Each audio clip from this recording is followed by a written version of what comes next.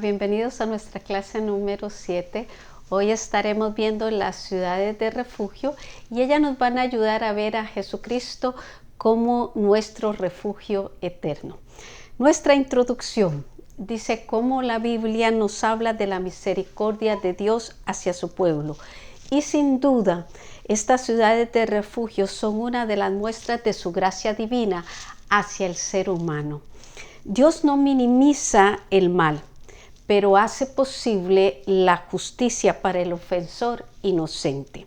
Las ciudades de refugio fueron una muestra anticipada de su amor por Israel y por los pueblos gentiles, porque antes de que ellos lo necesitaran, Dios habló de estas ciudades. Cuando Israel entró a la tierra prometida, fue Josué quien nombró los refugios y ordenó su uso conforme a lo que Dios le ordenó a Moisés. Cristo es nuestro refugio eterno. Cuando la justicia divina anuncia que merecemos la muerte, ¿por qué? Porque estábamos destituidos de Dios, esto por el pecado original. Podemos ir a Él y confesar nuestros pecados y seremos librados de la ira venidera. Además, los hijos de Dios tenemos un enemigo que nos acecha sin piedad. Lo veremos más adelante, como cuando hay un homicidio sin intención. Había un pariente que quisiera vengarse. En el caso de nosotros, tenemos un enemigo que nos acecha sin piedad.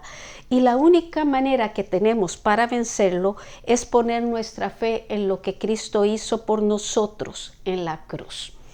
Una fue que Él despojó a los principados y a las potestades, Colosenses 2:15. También ahí mismo en la cruz hirió al diablo de muerte, nos lo dice Génesis 3:15. Nuestro primer punto es cómo las ciudades de refugio fueron una iniciativa divina. La provisión de refugio era parte de la bendición de Canaán. A Números 35, 9 y 10 nos dice cómo Dios le habla a Moisés para que le diga a los hijos de Israel: cuando hayáis pasado al otro lado del Jordán, a la tierra de Canaán. La palabra o mensaje que Dios le da a Moisés para estos hijos de Israel fue específica. Así que nosotros aprendemos de esto cómo Dios todavía es el que tiene la iniciativa en nuestras bendiciones y busca fieles creyentes que quieran oírlo, a fin de que si escuchamos, podamos transmitir el mensaje como lo hizo Moisés. Las ciudades de refugio iban de acuerdo con las promesas acerca de la tierra prometida. Todo estaba acomodado perfectamente. Y estos versos terminan asegurándoles que pasarían el Jordán y llegarían a la tierra prometida, porque decía: cuando hayáis pasado al otro lado del Jordán. Así que no solamente les habla para que les dé el mensaje de las ciudades, sino que implica de que podían estar seguros de que iban a llegar. El río Jordán se abrió para dar paso a los hijos de Israel. Pero antes de que se abriera, este río era un obstáculo para seguir el camino. Esto es lo que nos dice, es que podemos estar seguros de que el poder de Dios acompañará el cumplimiento de las promesas que Él hace para nosotros.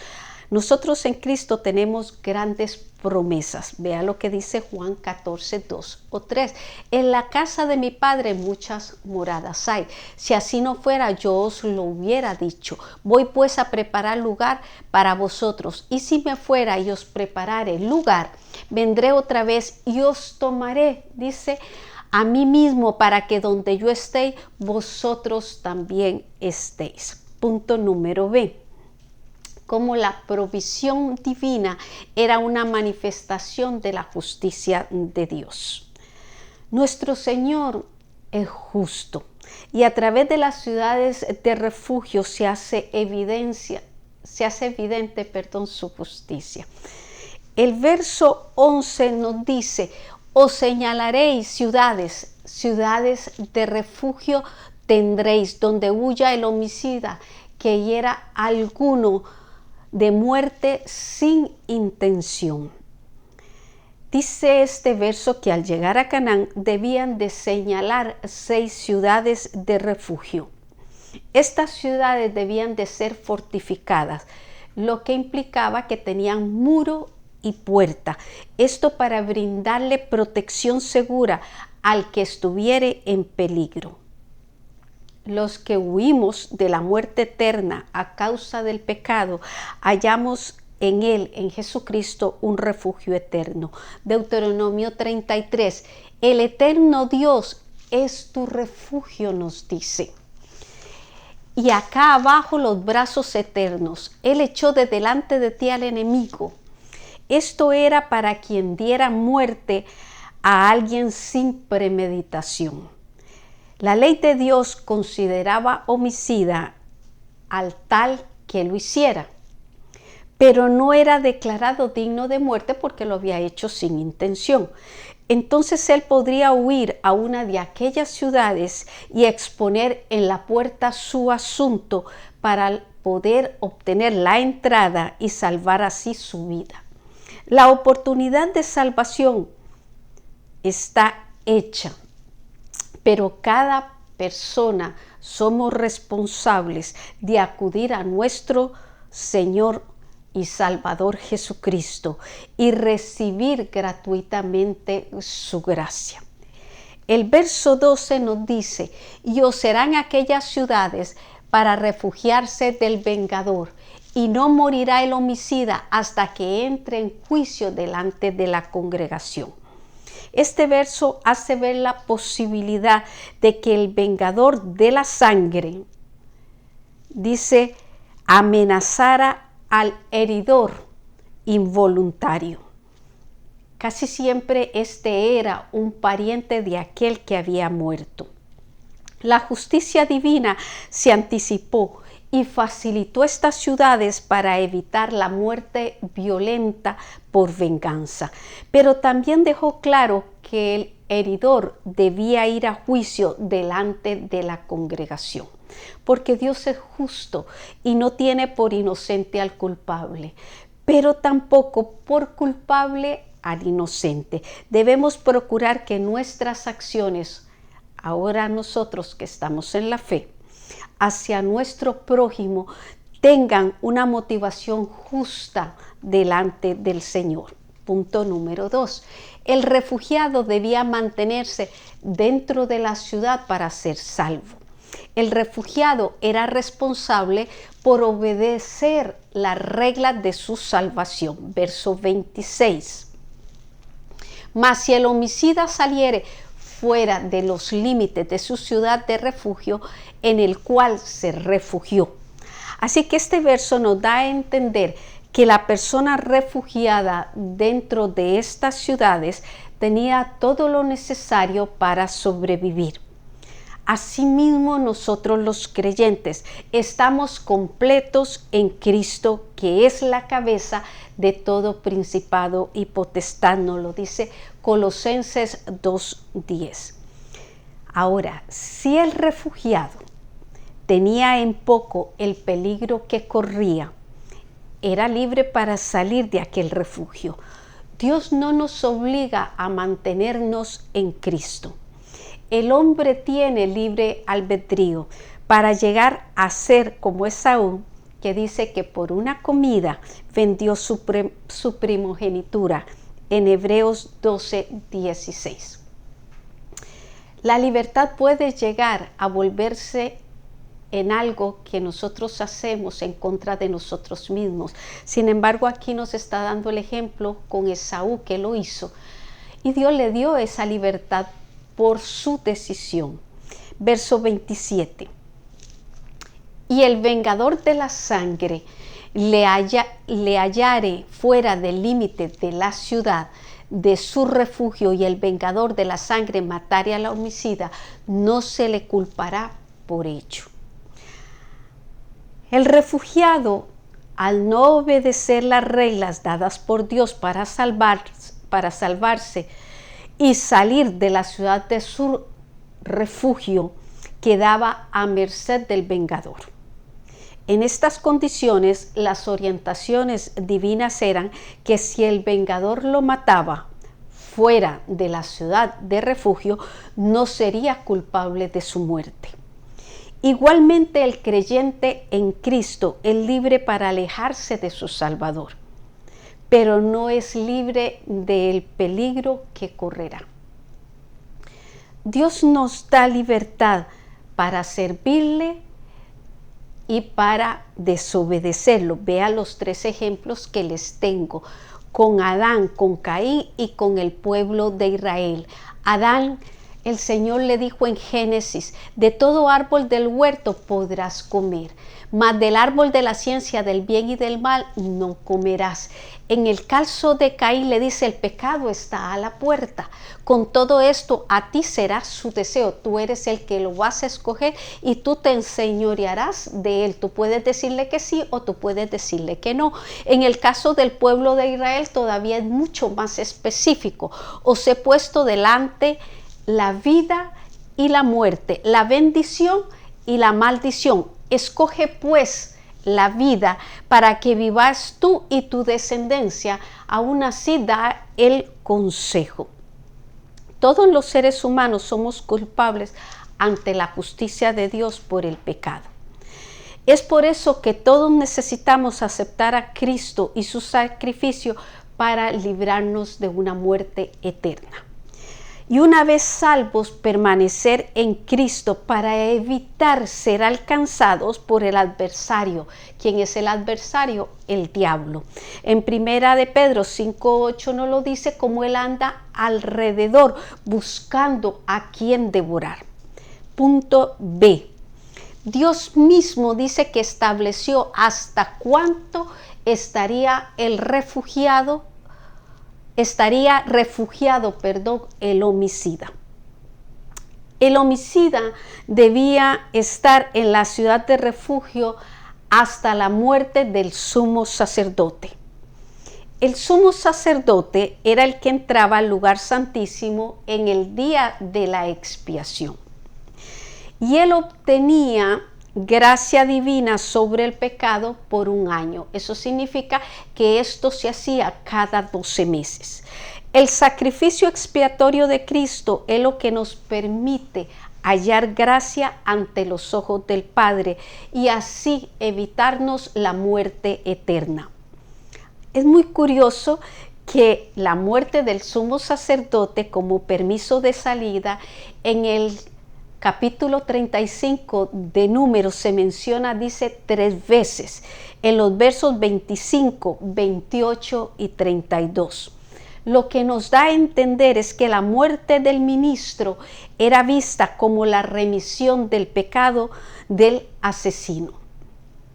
Era evidente que se requería la muerte para quitar la culpa, aunque fuera sin intención.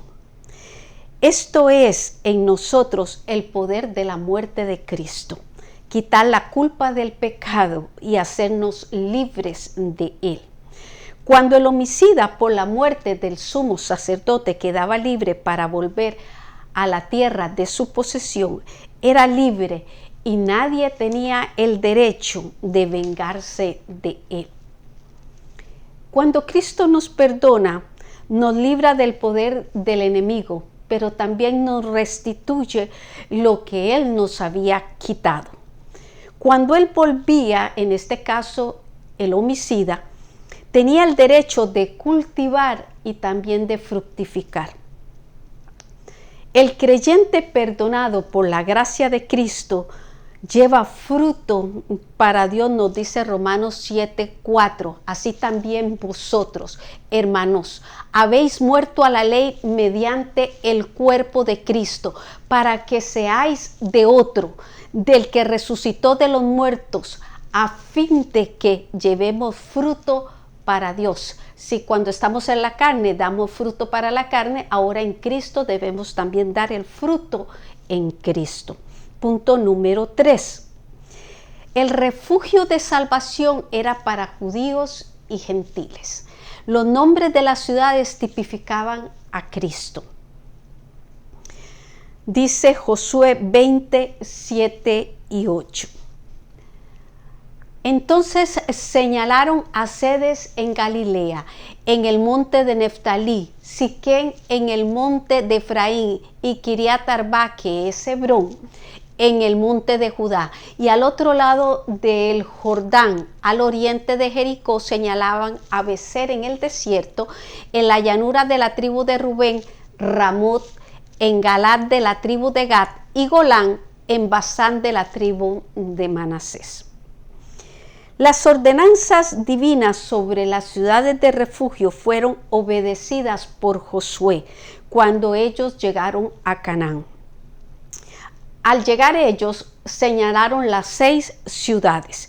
Cuando dice se señalaron, tiene el sentido de haberlas santificado y separados para su uso. Ahora, sabemos que las ciudades de los levitas eran 48. Y 6 de ellas eran de refugio. Así como Dios separó por anticipado estas ciudades, porque recuerde que estas ciudades se le pidió a Moisés antes de llegar a Canaán. Y Moisés preparó a Josué para que lo supiera al llegar a Canaán. Así que fue por anticipado que Dios preparó esto para el pueblo. Así también Cristo fue la solución prevista desde el Génesis. La primera ciudad que vemos se llama Sedes en Galilea. Aquí tenemos un mapita donde vamos a ver su ubicación. Esta quiere decir santuario o justicia. Cristo es nuestra justicia, nos lo dice Romanos 3:21 y también Hebreos 1:9. La segunda es Siquén, que significa hombro y representa a Cristo quien lleva nuestras cargas. Recuerda lo que dice Mateo 11:28, venid a mí todos los que están cargados y cansados. También Él llevó sobre sí el peso de nuestro pecado, nos lo dice Isaías 53:6.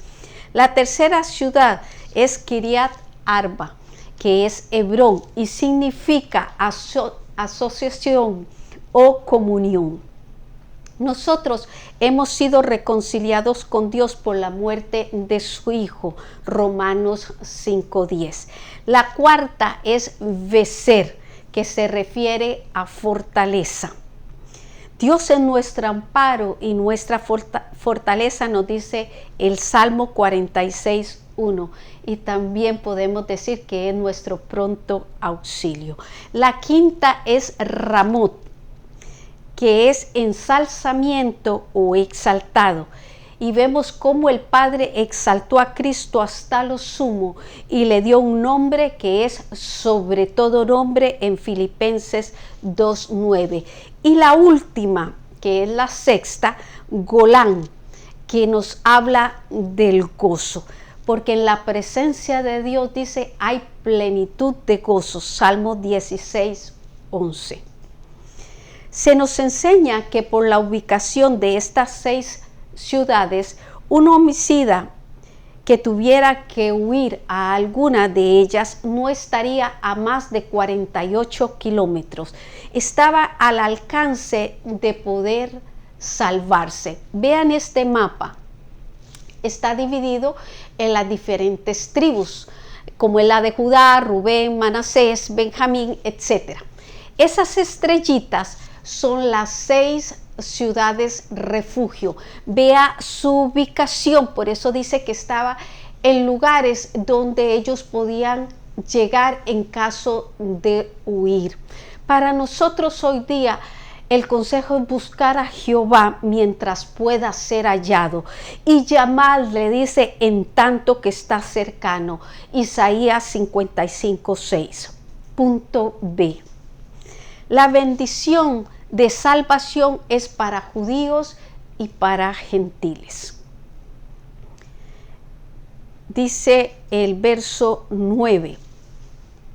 Estas fueron las ciudades señaladas para todos los hijos de Israel y para el extranjero que morase entre ellos, para que se acogiese a ellos cualquiera que hiriese a alguno por accidente, a fin de que no muriese por mano del vengador de la sangre, hasta que compareciese delante de la congregación. Aquellas ciudades estaban disponibles en caso de ser necesaria para los hijos de Israel, demostrando así la debilidad de todo hijo de Dios y cómo todos somos vulnerables a fallar en contra de nuestro prójimo, aún sin desearlo. ¿Qué nos dice Santiago 3:2? Dice, porque todos ofendemos muchas veces, no una vez, dice muchas veces. Si alguno no ofende de palabra, este es varón perfecto, capaz también de refrenar todo el cuerpo. En este verso 9 que yo les leí, también hace referencia al extranjero, que es lo que se llama gentil. Le dio a ellos la misma posibilidad que a los hijos de Israel de escapar de una muerte violenta en manos del vengador. Las escrituras enseñan que los gentiles antes no éramos pueblo, pero en Cristo venimos a ser pueblo de Dios y hemos alcanzado misericordia. Primera de Pedro 2:10. Los gentiles salvos tenemos amor hacia el pueblo judío, pues ellos son el buen olivo en el cual hemos sido injertados por la fe.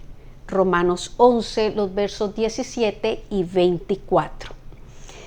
Recordemos que la causa por la que un homicida podía ir a una de estas ciudades era si hería a otro por accidente. Moisés nos menciona dos casos que pudiera caer dentro de la categoría de entrar a estas ciudades. Una era que si dos hombres, dice, cortando leña con una hacha, el hierro se soltaba y golpeaba mortalmente al otro. Lo dice Deuteronomio 19:5.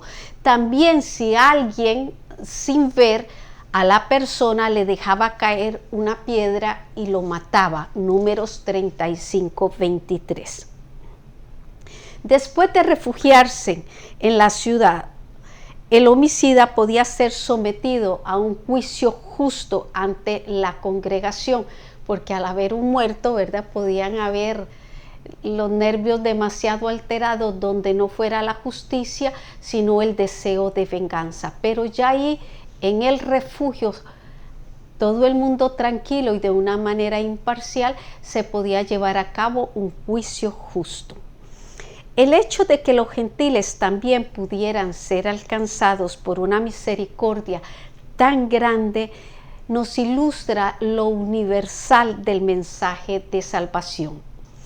Dios amó al mundo y ahí estamos incluidos los judíos y los gentiles, porque Cristo murió por todos, nos dice 2 de Corintios 5:14, porque el amor de Cristo nos constriñe, pensando esto, que si uno murió por todos, luego todos murieron, y por todos murió, para que los que viven ya no vivan para sí, sino para aquel que murió y resucitó. La primera verso nos hace referencia a Adán, pero el segundo, como Cristo nos rescata. Los que estamos en Cristo para salvación no seremos condenados en el juicio, porque la palabra dice que no hay ninguna condenación para los que estamos en Cristo Jesús. Lo que hacemos es comparecer ante el tribunal de las recompensas. Nuestra conclusión. Después de estudiar pasajes que nos presentan a Cristo, recuerde que nuestra serie es ver la tipología de Cristo en el Antiguo Testamento. Así que estamos viendo pasajes que nos presentan a Cristo de una manera muy clara. Así que debemos de reflexionar. hacia dónde debemos mirar en un mundo tan lleno de falsas doctrinas. Hebreos 12:2 nos aconseja que pongamos los ojos en Jesús, el que es el autor y consumador de nuestra fe. El mensaje más popular de hoy es el humanismo, donde mucha de la literatura religiosa está dedicada a sobremedir el autoestima, porque una buena autoestima es saludable, pero una sobreautoestima no lo es. Y también dice a sustentar el ego. Pablo hace una advertencia, así como Dios antes de que entraran a Canaán hizo provisión para que no hubiera una muerte por venganza. La palabra de Dios nos previene de antemano y aquí Pablo lo hace. Dice que hay quienes nos quieren quitar el premio, afectando la humildad y el culto a los ángeles. En el contexto también nos exhorta, para que eso no gane ventaja, a asirnos, a tomarnos de la cabeza. ¿Quién es la cabeza? Cristo. Colosenses 2, 18 y 19. Porque no hay dos caminos para escapar de la muerte eterna, solo uno. Se llama Jesucristo. Romanos 3, 23. Así que se nos llama en Apocalipsis 2:10 a ser fieles hasta la muerte y Él nos dará la corona de la vida. ¿Por qué? Porque va a haber persecución, va a haber que padecer. Y aquí hace ver que muchos hasta caerán en la cárcel por causa de la palabra. Nuestra próxima semana veremos cómo la Pascua, tipo de Cristo, es el Cordero perfecto. Que el Señor me lo siga bendiciendo.